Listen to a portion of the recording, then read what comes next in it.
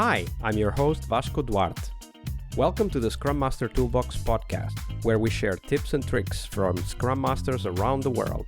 Every day, we bring you inspiring answers to important questions that all Scrum Masters face day after day.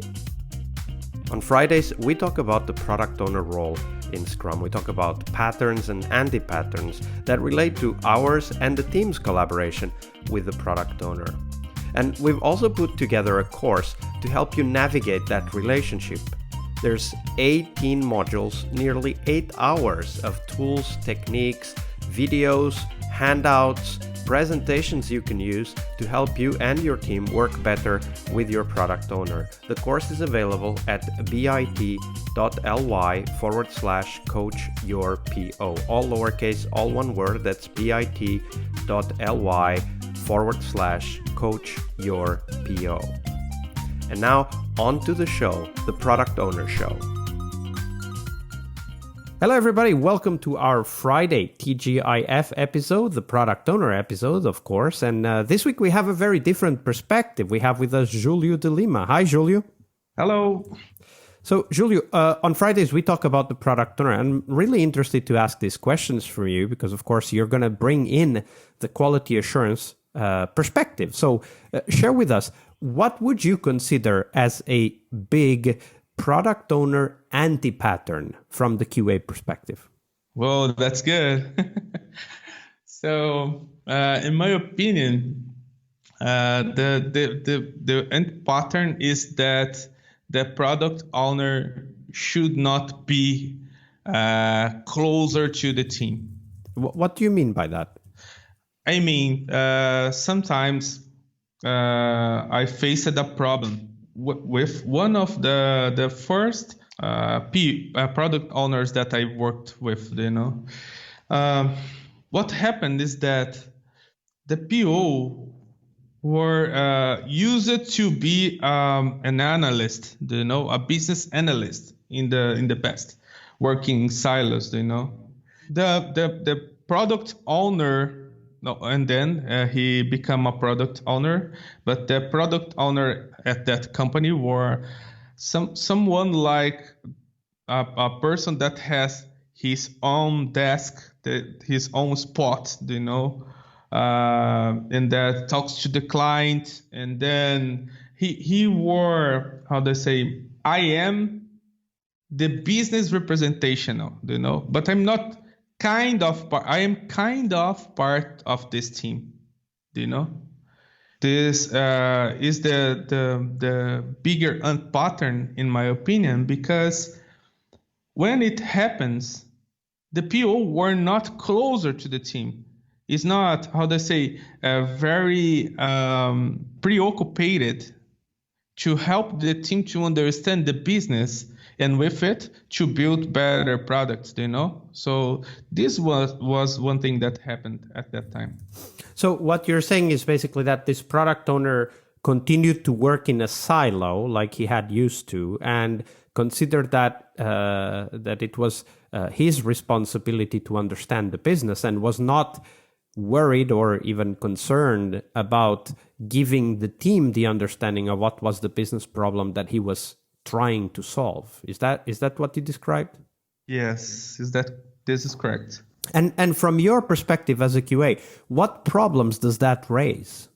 Okay, I have one example. One problem that we had was that, so I am a QA, I need to work close to the PO, because I'm trying to represent a lot of expectations, I'm representing the user expectations, I'm representing the CTO expectations, the PO expectations, the developer expectations. I need to handle all of these expectations, and the PO were how they say, were not there when I need, and I'm not saying that I was every day trying to talk to him.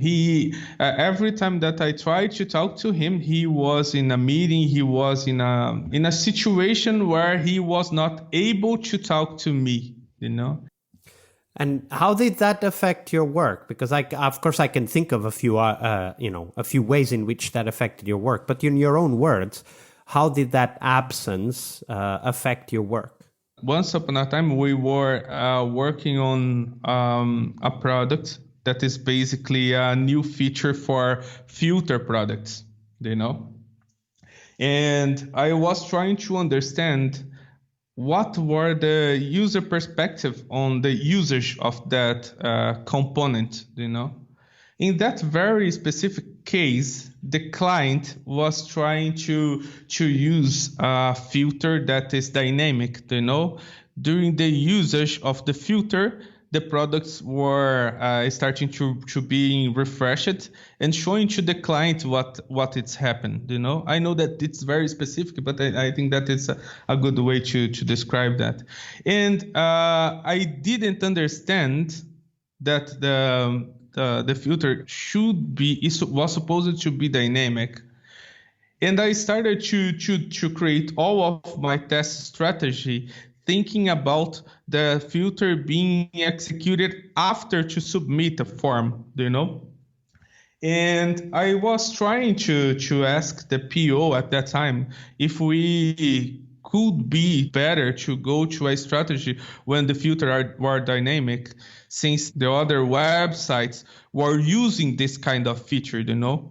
And this hurted me because we, as a team, was seeing that that kind of interaction was could change the product, but he were not there, you know, and were not paying attention to what the team was talking about, and that's the problem. So this also reminds me that the team is also the product owner and brings new ideas. And if the product owner is absent, then those ideas are, lost or perhaps even worse, misunderstood. Exactly. And at that moment, we were in a transition, and we were a little bit lost on the responsibilities of each one, So we had that feeling of, that guy that is sitting on that spot, need to know and agree with everyone we're talking about was we're going to do before to start to do that, Exactly. So it caused not only the lack of information, but also the inability to come to an agreement, because you guys were still learning how to work as an agile team, right? Yeah, exactly.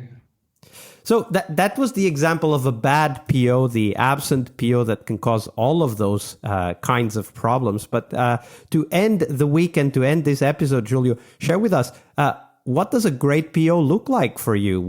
Share perhaps the best pattern for the PO work that you have seen in your career. So I have a friend that is a PO. He's a very good guy that he knew exactly what is the value of his role. That the role that he is playing. Basically, he understood that as a PO, he needs to let the team knows about the value that is delivered to the client, to the user, to the final user. And by value, you mean like how the user benefits from what they are doing, right? Exactly. So for me as a QA, and for most of my friends that are developers, we agree on something, that is, it's not about code, it's about how the user is using what I produced, It's not about a lot of code, it's how the user are being benefit from what I produced. But if you look around, Vasco, you see a lot of teams that is working without to know how the user are feeling. And I remember the first time that this PO showed us how the product was being used by the user, and this was just disruptive for me, So what did you see when you saw users trying to use the product you had tested? was awesome. Well, awesome and frustrating at the same time, because I saw some we have spent a lot of time with user testing on site, a lot of investigation, research during when producing a brand new website. And then when we started to see the users using that, we saw a lot of users going to other paths that we didn't, prepared, Instead of to go and click and then type, they started to type and then click, It was a little bit frustrating because I thought that I really know the user, but I wasn't, And that's why it's so critical to actually see users using the product. That's actually a great point, right? Great POs help the team not just understand, but actually perhaps even see how the users use their products. Yeah. And by seeing the benefit, we got more, engaged, I mean, it's to see what is happening after the deploy, As a tester, in a waterfall methodology, I use it to not see what comes after I finish my tests, In an agile team, I can see also the production, the way that the software is in production, So it makes me more engaged. It makes my colleagues engaged, and it makes our team stronger, Absolutely. That's a great way to summarize it. It makes us more engaged and the team stronger. Julio, it's been a pleasure. Unfortunately, we're getting close to the end, but before we do go, do share with us, where can we find out more about you and the work that you're doing? That's excellent. So I need to say again, it's a very pleasure to be here. For me, this is the first interview that I provide in English. So it's been challenging to me, but it's very, very good experience. And again, thank you for this opportunity.